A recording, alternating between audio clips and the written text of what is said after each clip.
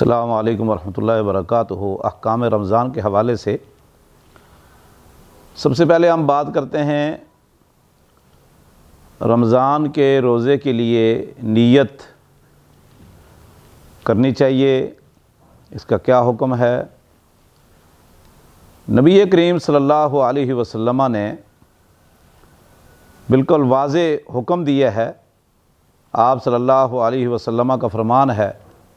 من لم یجمع الصیام من اللیل فلا صوم لہ۔ اور ام سلمہ رضی اللہ تعالیٰ عنہ فرماتی ہیں، ایک دوسری روایت میں آپ نے دوسرے موقع پر فرمایا، من لم ینوی الصیام من اللیل فلا صوم لہ۔ اور اس طرح کی اور بھی احادیث وارد ہیں اس حوالے سے، تو اس سے ثابت ہوتا ہے کہ فرضی رمضان کے فرض روزے کے لیے یا قضاء کے روزے کے لیے یا نظر کا روزہ اگر کسی نے رکھا ہے، چونکہ نظر کا روزہ بھی فرض ہوتا ہے، تو فرض روزوں کے لیے سحری کی اذان سے پہلے نیت کرنا ضروری ہے۔ اور یہ بات یاد رکھیں کہ نیت کے لیے کوئی الفاظ نبی کریم صلی اللہ علیہ وسلم سے ثابت نہیں۔ یہ جو عام طور پر الفاظ عوام الناس کے ہاں مشہور ہیں کہ وَبِصَوْمِ غَدٍ نَوَيْتُ، یہ الفاظ نبی کریم صلی اللہ علیہ وسلم سے قطعاً کسی صورت ثابت نہیں ہیں۔ یہ کسی آدمی نے یہ بنا لیے ہیں، اور اس کے من گڑت ہونے کی سب سے بڑی دلیل کیا ہے کہ اس میں یہ لفظ ہے وَبِصَوْمِ غَدٍ نَوَيْتُ، کہ میں کل کے روزے کی نیت کر رہا ہوں۔ عربی زبان میں گزرے ہوئے کل کو امس کہا جاتا ہے اور آنے والے کل کو غد کہا جاتا ہے۔ جیسے قرآن کریم میں آیا، اللہ فرماتے ہیں، یا ایھا الذین آمنوا اتقوا اللہ ولتنظر نفس ما قدمت لغد، غد تو آنے والا کل، آنے والے ایام۔ تو اس کا معنی ہے کہ جب کوئی آدمی سحری کھا رہا ہے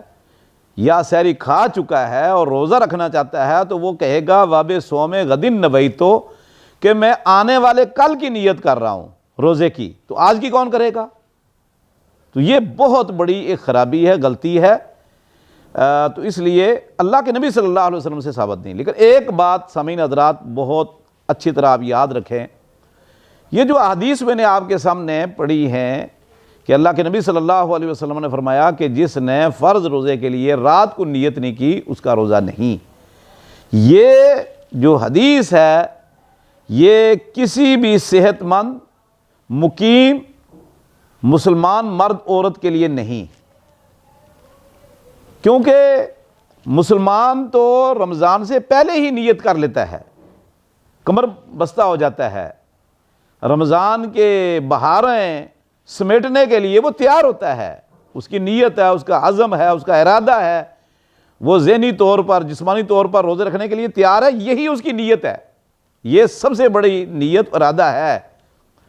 البتہ نیت اس شخص کے لیے ضروری ہے۔ اس حدیث کا معنی یہ ہے کہ اگر کوئی شخص مریض ہے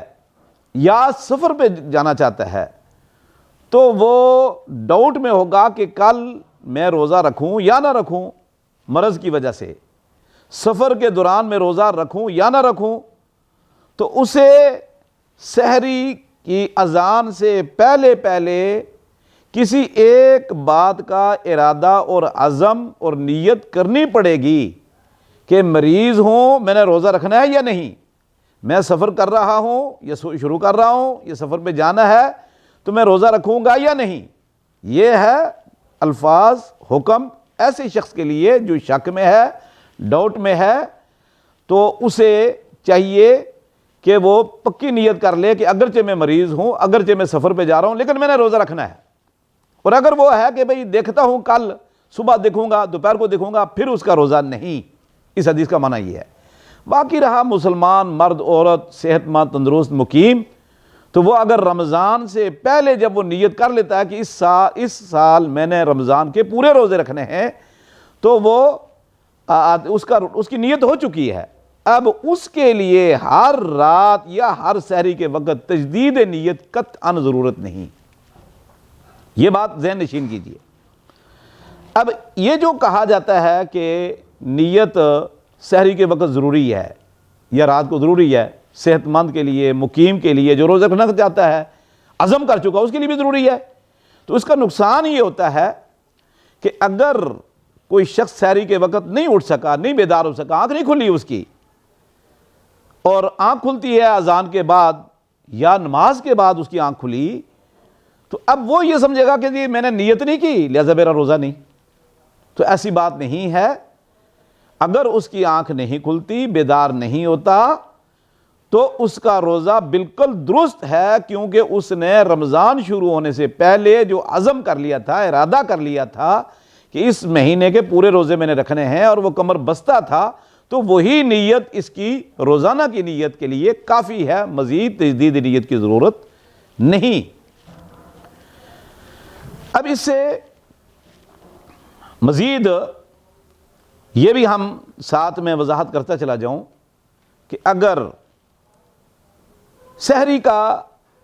کی کیا فضیلت ہے، کیا حکم ہے، سحری کے بارے میں ہمیں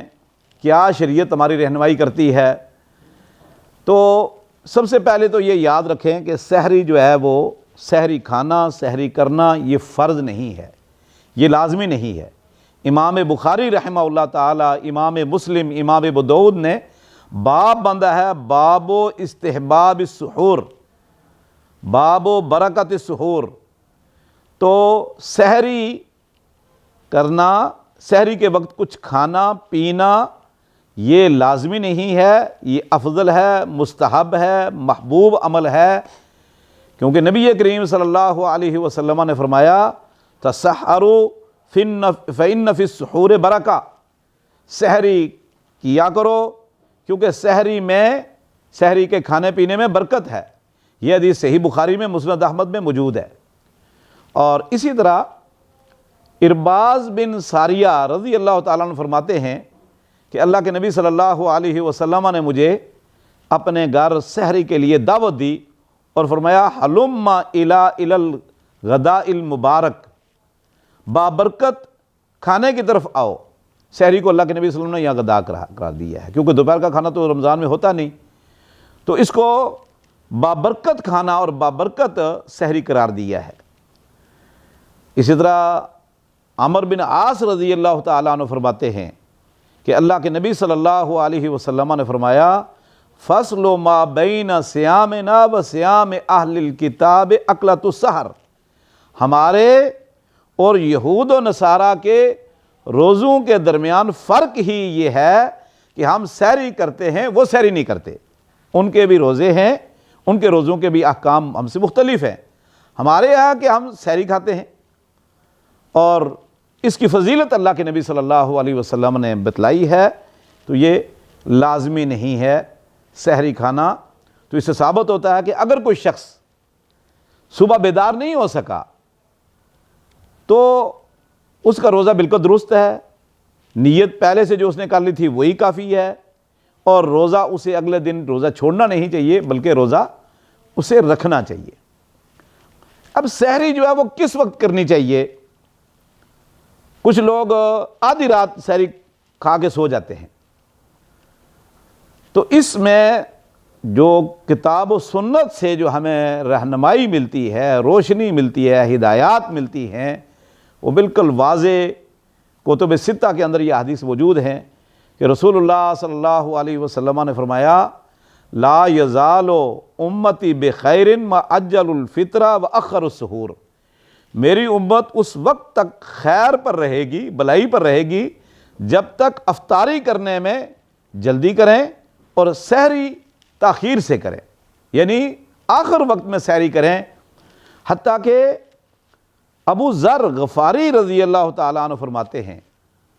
کہ جب اللہ کے نبی صلی اللہ علیہ وسلم نے اپنی زندگی میں 3 دن تراویح پڑھائی ہے، تیسرے دن آخری وقت میں پڑھائی، فرماتے ہیں کہ اللہ کے نبی صلی اللہ علیہ وسلم نے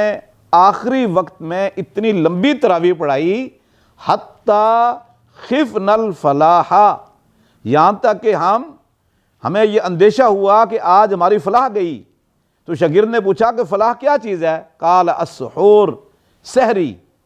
یعنی ہم نے صحابہ کرام نے گھروں میں جا کر بھاگ کر گھر میں جا کے سحری کھائی اور ادھر سے فجر کی اذان ہو گئی۔ اور اللہ کے نبی صلی اللہ علیہ وسلم کے ساتھ جن لوگوں نے سحری کھائی صحابہ کرام، وہ یہی بتاتے ہیں کہ اللہ کے نبی صلی اللہ علیہ وسلم آخری وقت میں سحری کھاتے تھے اور اس کے بعد پھر اذان ہو جاتی تھی۔ اس کی دلیل ایک اور صحیح بخاری کے اندر عائشہ رضی اللہ تعالیٰ عنہ کے فرمان سے موجود ہے۔ فرماتی ہیں کہ اللہ کے نبی صلی اللہ علیہ وسلم پر جب غسل فرض ہوتا اور تو آپ وضو کر لیتے جیسے نماز کے لیے وضو کیا جاتا ہے، اہتمام کے ساتھ، توجہ کے ساتھ، اسباغ الوضو، اس طرح وضو کر کے آپ سحری کھاتے اور سحری کھاتے ہی اذان ہو جاتی تھی اور پھر اللہ کے نبی صلی اللہ علیہ وسلم غسل کرتے تھے۔ تو اس حدیث سے ثابت ہوتا ہے، یہ صحیح بخاری کے اندر یہ حدیث موجود ہے، اس سے یہ ثابت ہوتا ہے کہ غسل جو ہے وہ قرآن کی تلاوت کے لیے فرض ہے اور نماز کے لیے فرض ہے، سحری کھانے کے لیے غسل فرض نہیں، کیونکہ اللہ کے نبی صلی اللہ علیہ وسلم سحری کھاتے ہی اذان ہو جاتی تھی اور اذان کے بعد اللہ کے نبی صلی اللہ علیہ وسلم غسل کیا کرتے تھے۔ اس سے فقہاء نے اور محدثین نے ایک اور مسئلہ بھی اس حدیث سے نکالا ہے، عائشہ رضی اللہ عنہا کی صحیح بخاری کی حدیث سے۔ وہ یہ نکالا ہے کہ اگر کوئی شخص کچھ حالت جو ہے وہ روزے کی جنابت کی حالت میں گزارتا ہے تو اس کا روزہ فاسد نہیں ہوتا، کیونکہ یقیناً بات ہے جب اللہ کے نبی صلی اللہ علیہ وسلم سحری کھاتے اذان ہو جاتی، اب اذان کے بعد اللہ کے نبی صلی اللہ علیہ وسلم کے لیے پانی رکھا جاتا، پھر آپ غسل کرتے تھے، تو یہ چند منٹ جو ہے یہ روزے کی حالت جنابت میں ہی گزرتے تھے، پھر آپ غسل کیا کرتے تھے۔ تو اس حدیث سے یہ بھی ثابت ہوتا ہے کہ اگر کوئی شخص روزے کے دوران اسے احتلام ہو جاتا ہے، غسل فرض ہو جاتا ہے، تو اس سے کوئی حرج نہیں، روزے میں کچھ فرق نہیں پڑے گا اور ثواب میں بھی کچھ فرق نہیں پڑے گا۔ اب اس میں ایک سوال اور پیدا ہوتا ہے سحری کے حوالے سے ہی کہ سحری کھاتے ہی اگر اذان ہو جاتی ہے تو آدمی کیا کرے؟ تو اس میں بھی اللہ کے نبی صلی اللہ علیہ وسلم کے صحیح حدیث موجود ہے۔ سیدنا ابو ہریرہ رضی اللہ تعالیٰ عنہ فرماتے ہیں کہ رسول اللہ صلی اللہ علیہ وسلم نے فرمایا اذا سمع احدکم النداء والاناء علی یدہ فلا یضع حتی یقضی حاجتہ، کہ جب آپ میں سے کوئی سحری کھا رہا ہو، کوئی پی رہا ہے اور اذان ہو جائے اور برتن اس کے ہاتھ میں ہے، والاناء علی یدہ، برتن ابھی اس کے ہاتھ میں ہے، وہ کھا رہا ہے، وہ پی رہا ہے تاکہ اذان ہو گئی، فرمایا وہ برتن نیچے نہ چھوڑے یہاں تک کہ اپنی حاجت اور ضرورت پوری کر لے۔ تو یہ حدیث امام ابو داؤد رحمۃ اللہ علیہ نے سنن ابی داؤد میں، جامع ترمذی میں اور دیگر کتب احادیث کے اندر بالکل صحیح سند کے ساتھ یہ موجود ہے۔ علامہ البانی نے صحیح الجامع صغیر میں یہ حدیث نقل کی ہے۔ اس حدیث سے ثابت ہوتا ہے کہ اگر کوئی شخص سحری کے وقت کچھ کھا رہا ہے، پی رہا ہے اور اسے اذان شروع ہو جاتی ہے تو وہ تو اپنا کھانا پینا جاری رکھ سکتا ہے اور حتیٰ کہ اپنی ضرورت پوری کر لے۔ تو ثابت ہوتا ہے کہ اگر کوئی شخص اذان کے ختم ہوتے ہی بیدار ہوا یا اذان ہو رہی تھی آخر میں بیدار ہوا تو پھر اسے کچھ کھانا پینا نہیں چاہیے۔ ہاں البتہ اذان شروع ہوتے ہی اس کی آنکھ کھل گئی تو فوراً جلدی سے وہ کوئی چیز کھا لے، پی لے، اور سحری میں کوئی چیز مستحب نہیں ہے کہ آپ فلاں چیز کھائیں، نہ ہی اسلام نے، شریعت نے ہم پر کوئی پابندی لگائی ہے، جو گھر میں میسر ہے آپ وہ کھا سکتے ہیں۔ اللہ کے نبی صلی اللہ علیہ وسلم عموماً آپ کھجور کھا لیتے تھے، ساتھ دودھ پی لیتے تھے، یہ عرب کا بھی یہی عرب کی غذا تھی اور اللہ کے نبی صلی اللہ علیہ وسلم کی محبوب غذا یہی تھی، حتیٰ کہ بعض اوقات اللہ کے نبی صلی اللہ علیہ وسلم کے لیے رات کو نبیذ بنا لیا جاتا۔ تو نبیذ ہوتا ہے کہ پانی کے اندر کھجوریں بھگا دیتے تھے عرب اور وہ نرم ہو جاتی تھیں، اس کا شیرہ بن جاتا تھا، تو اللہ کے نبی صلی اللہ علیہ وسلم سحری کے وقت وہ پی لیا کرتے تھے، اور بلکہ سحری رمضان کے علاوہ بھی اکثر موقع پر اللہ کے نبی صلی اللہ علیہ وسلم کے لیے رات ازواج مطہرات نبیذ بنا دیتی تھیں اور آپ 12-13 گھنٹے کے بعد اس کو پی لیتے، کبھی صبح بناتے شام کو پی لیتے تھے، کیونکہ اگر اس کو گرمیوں میں زیادہ دیر رکھ لیا جائے تو نشہ پیدا ہو جاتا ہے۔ تو یہ اللہ کے نبی صلی اللہ علیہ وسلم کا معمول ہے۔ کھجور میں اور دودھ میں توانائی بہت زیادہ ہے، طاقت بہت زیادہ ہے، روزے میں سے ہمت ملتی ہے، اگر یہ استعمال کر لیا جائے درست ہے۔ باقی گھر میں جو میسر ہو اس میں تکلف نہیں کرنا چاہیے، اس سے سحری کر لینی چاہیے، اور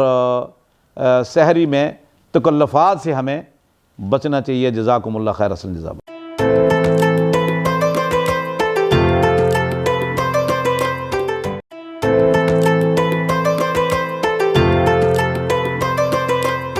السلام علیکم ورحمۃ اللہ وبرکاتہ۔ سحری کے احکام اور آداب آپ نے سماعت فرمائے ہیں۔ ابھی افطاری کے حوالے سے کچھ آداب اور احکام بیان کیے جا رہے ہیں کہ افطاری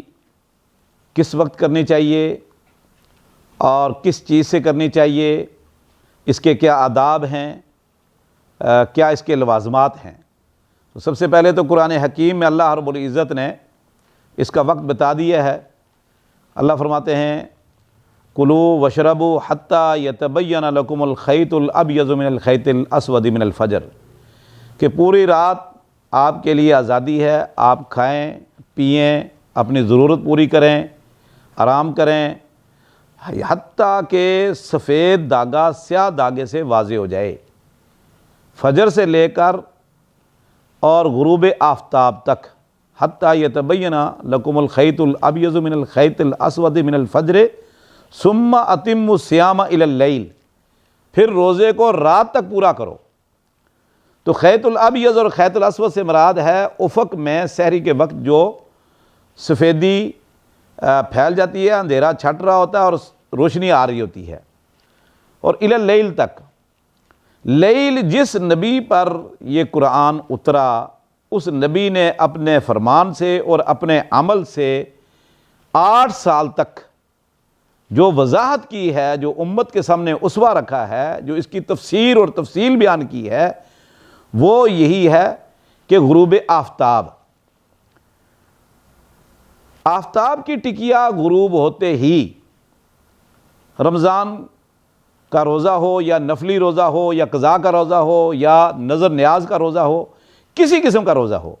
تو وہ افطار کر دینا چاہیے، اور اللہ کے نبی صلی اللہ علیہ وسلم کا یہی معمول تھا۔ انس بن مالک رضی اللہ تعالیٰ عنہ فرماتے ہیں ہم ایک مرتبہ رمضان میں سفر میں تھے کہ اللہ کے نبی صلی اللہ علیہ وسلم نے روزہ رکھا ہوا تھا، تو شام کے ابھی مغرب سے پہلے اللہ کے نبی صلی اللہ علیہ وسلم نے فرمایا انزل فجدح لنا، انس سواری سے نیچے اترو اور ستو پانی میں گھول لو اور ہمیں دو۔ میں نے کہا اللہ کے رسول ابھی تو روشنی اچھی خاصی، آپ خاموش ہو گئے۔ تھوڑی دیر پھر یہی حکم دیا، پھر میں نے کہا عرض کیا کہ اللہ کے رسول ابھی تو روشنی ہے، پھر آپ نے کچھ دیر بعد یہی حکم دیا۔ چنانچہ میں اترا، میں نے جو کہ ستو تھے وہ پانی کے اندر بھگوئے اور اس کا ستو بنا لیے، تو ادھر سے فوراً جو ہے وہ سورج کی ٹکیا غروب ہوئی تو اللہ کے نبی صلی اللہ علیہ وسلم نے وہ نوش فرما لیا۔ یہ صحیح سند کے ساتھ یہ واقعہ کئی کتب احادیث میں موجود ہے۔ اسی طرح اللہ کے نبی صلی اللہ علیہ وسلم نے فرمایا اذا اقبل اللیل من ہا ہنا وادبر النہار من ہا ہنا فقط افطر الصائم، ادھر سے دن آ جائے، ادھر سے دن چلا جائے، ادھر سے رات آ جائے تو فوراً صائم کو، روزہ دار کو روزہ افطار کر لینا چاہیے، کیونکہ رسول اللہ صلی اللہ علیہ وسلم نے فرمایا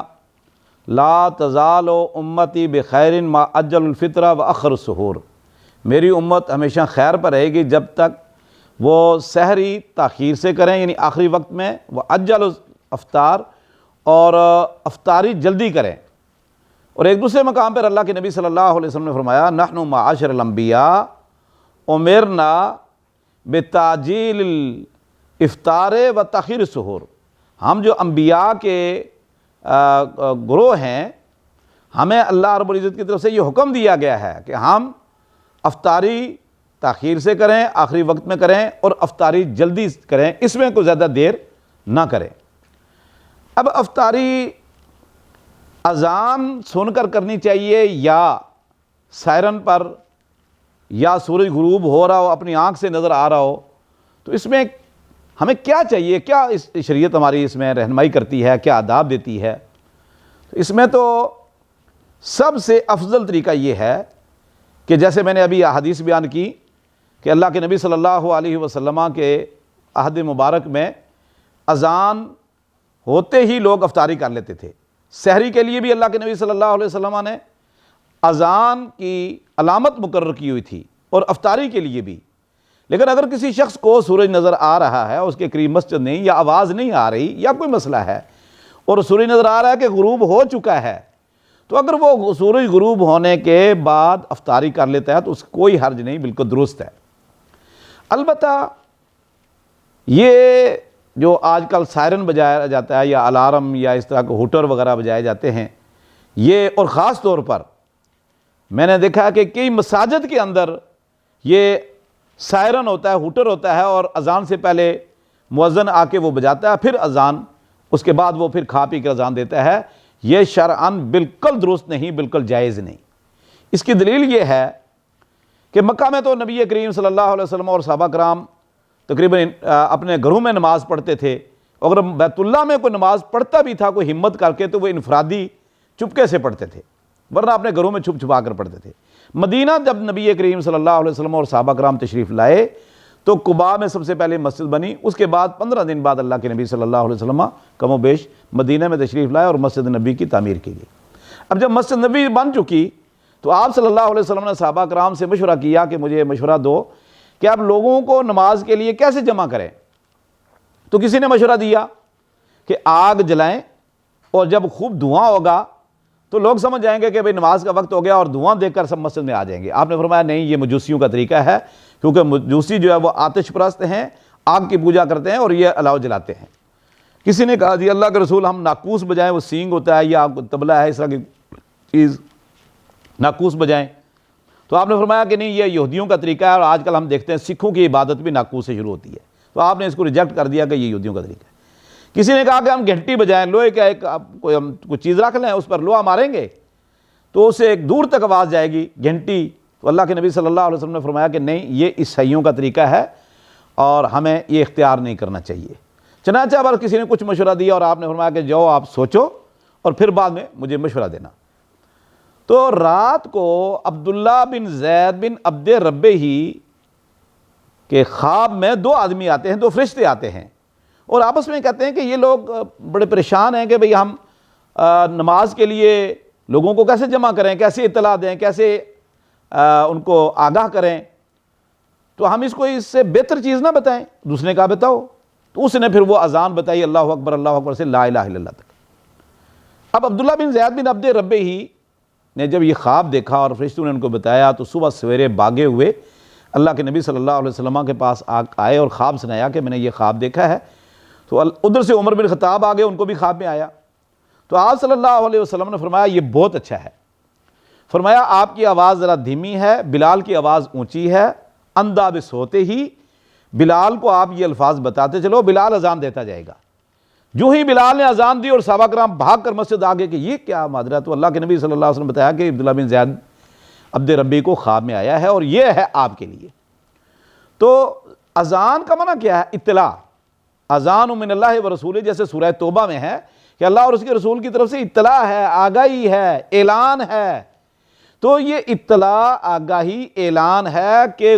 مغرب کا وقت ہو چکا ہے، روزہ افطار کرنے کا وقت ہو چکا ہے۔ تو اس لیے ہمیں مساجد کے اندر خاص طور پر اور عام جگہوں میں بھی کئی سائرن بجتے ہیں، تو ہمیں کوشش یہ کرنی چاہیے کہ اذان کا اہتمام کیا جائے اور اسی پر روزہ افطار کر لیا جائے، یا سورج غروب ہو جائے تو ہمیں افطار کر لینا چاہیے۔ اب یہ ہے کہ افطاری کس چیز سے کی جائے؟ اس میں گھر میں جو بھی میسر ہو ہمیں افطاری کر لینا چاہیے، لیکن مستحب یہ ہے کہ جس چیز سے ہمارے نبی قائد رہبر رہنما محمد صلی اللہ علیہ وسلم کا جو معمول تھا یا اسوہ تھا اور سنت تھی ہمارے لیے، ہمیں اس کو اختیار کرنا چاہیے۔ اور اللہ کے نبی صلی اللہ علیہ وسلم نے زندگی میں کبھی بھی تکلف نہیں کیا، نہ آپ کی ازواج مطہرات کو آپ نے حکم دیا تکلف کریں۔ گھر میں کھجوریں ہوتی تھیں اور آپ چند کھجوریں کھا لیتے، اوپر سے پانی پی لیتے تھے، یہی آپ کی افطاری ہوتی تھی۔ اور بعض اوقات ایسا بھی ہوا کہ اللہ کے نبی صلی اللہ علیہ وسلم کے گھر میں کھجوریں بھی نہیں تھی، تو آپ صلی اللہ علیہ وسلم نے پانی پی کر افطاری کر لی۔ اور خود بھی آپ صلی اللہ علیہ وسلم نے لوگوں کو بھی یہی کہا، فرمایا، حکم دیا کہ اگر آپ کو کچھ میسر نہیں، بے جرعۃ من ماء، پانی کا گھونٹ بھر لیا کرو، پانی پی لیا کرو، روزہ افطار کر لیا کرو، کچھ بھی گھر میں ہو۔ ایک موقع پر اللہ کے نبی صلی اللہ علیہ وسلم نے ایک صحابی کو دیکھا تو اس نے جمعے کا روزہ رکھا ہوا تھا، صرف جمعے کا، اور آپ صلی اللہ علیہ وسلم نے اکیلا، یعنی یہ نفلی روزے کی بات کر رہا ہوں، اکیلا نفلی روزہ صرف جمعے کا روزہ خاص کر لینا منع کیا ہے، اور اکیلا ہفتے کا روزہ رکھنا بھی جائز نہیں کیونکہ یہ یہودیوں کی عید ہے، اکیلا اتوار کا روزہ رکھنا بھی جائز نہیں کیونکہ یہ عیسائیوں کی عید کا دن اور عبادت کا دن ہے۔ ہاں البتہ روٹین میں آ جائے، ہفتہ آ جائے، جمعہ آ جائے، اتوار آ جائے تو پھر درست ہے، یہ نفلی روزے کی بات میں عام معمولات میں کر لو۔ تو ایک آدمی نے جمعے کا روزہ رکھا تھا، تو آپ نے پوچھا بھائی ساتھ دوسرا روزہ رکھنا ہے؟ اس نے کہا اکیلے، تو آپ نے فرمایا اس کو افطار کر دو۔ آپ نے فرمایا اگر کسی شخص نے اکیلا جمعے کا روزہ رکھا ہے، یا اکیلا ہفتے کا رکھا ہے، یا اکیلا اتوار کا رکھا ہے اور ساتھ کوئی اور روزہ اس نے نہیں ملانا، فرمایا وہ روزہ افطار کرے، اور کچھ نہیں ملتا تو درخت کی تازہ شاخ چبا کر روزہ افطار کرے۔ یہ بالکل صحیح حدیث ہے، علامہ البانی نے رحمۃ اللہ علیہ نے صحیح الجامع صغیر میں اور سلسلہ حدیث صحیحہ میں نقل کیا صحیح سند کے ساتھ۔ تو اس لیے کوئی بھی چیز گھر میں میسر ہو، تکلف نہیں کرنا چاہیے۔ یہ بہت بڑا آج کا ایک گمبھیر مسئلہ ہے کہ آج ہم رمضان میں اتنا کچھ کھا لیتے ہیں جتنا عام کئی مہینوں میں نہیں کھاتے، حالانکہ روزہ ایک احساس ہے، غریبوں کے ساتھ احساس ہمدردی ہے، بھوک اور پیاس کا احساس ہو، اسی پر خوشی ہوتی ہے۔ اور پھر گھر میں خواتین کو مصروف کر دینا کہ 10 قسم کی ڈشیں تیار کریں اور 15 قسم کے فروٹ چاٹ تیار کریں، اور یہ ان خواتین کو اذکار سے روکنا، قرآن کی تلاوت سے روکنا، دعا کا وقت ہے افطاری کا، دعا سے روکنا اور آرام سے روکنا، یہ قطعاً درست نہیں، جائز نہیں، یہ تکلف ہے، تکلف مالا یطاق ہے، جس سے آج امت کو بچنا چاہیے۔ امت تکلف میں پڑ گئی ہے، جس کی وجہ سے آج ہم پر مصیبتیں اور آزمائشیں آئی ہوئی ہیں اور غیار ہم پر غالب ہیں۔ اب اس میں یہ ساتھ میں احکام میں بیان کرتا چلا جاؤں کہ افطاری کے وقت دعا کیا کرنی چاہیے۔ تو اس میں سب سے جو صحیح سند کے ساتھ رسول اللہ صلی اللہ علیہ وسلم سے دعا ثابت ہے، عبداللہ بن عمر رضی اللہ تعالیٰ عنہ فرماتے ہیں کہ میں نے خود سنا اللہ کے نبی صلی اللہ علیہ وسلم یہ دعا پڑھ رہے تھے، ذہب الظمأ وابتلت العروق وثبت الاجر انشاءاللہ۔ ہاں البتہ افطاری سے پہلے اگر کوئی شخص اپنے لیے، مسلمانوں کے لیے اور اپنے ملک کے لیے دیگر کوئی دعا کرنا چاہتا ہے تو یہ دعا کی قبولیت کا وقت ہے۔ ہمیں مرغوب غذاؤں میں، دیگر مصروفیات میں وقت ضائع نہیں کرنا چاہیے، بلکہ ہمیں چاہیے کہ یہ عبادت میں اور دعا میں اس فرصت کو غنیمت جانتے ہوئے اس سے فائدہ اٹھائیں۔ اور افطاری جو ہے یہ بھی فرض نہیں ہے، بلکہ ہاں یہ فرض ہے، افطاری تو کرنی ہے، کیونکہ اللہ کے نبی صلی اللہ علیہ وسلم فرمایا کچھ نہیں ملتا تو درخت کی تر شاخ چبا لو۔ تو اس ثابت ہوتا ہے کہ اگر کوئی شخص جان بوجھ کے افطاری نہیں کرتا تو وہ گناہگار ہے، اور اگر بہت تاخیر کرتا ہے تب بھی یہ شرعاً جائز نہیں۔ تو ہمیں اپنے معاملات جو ہیں سحری، افطاری، دیگر رمضان کے احکام کتاب و سنت کے مطابق ہمیں اس پر عمل کرنا چاہیے۔ اور خاص طور پر میں یہ ایک اپنے سامعین حضرات مرد و خواتین سے نصیحت کرتا ہوں کہ جس طرح نماز فرض ہے تو نماز کے لیے وضو بھی فرض ہے، اس طرح رمضان کے روزے فرض ہیں، تو اس سے پہلے روزے کے احکام سیکھنا، آداب سیکھنا، لوازمات، شرائط یہ بھی فرض ہیں،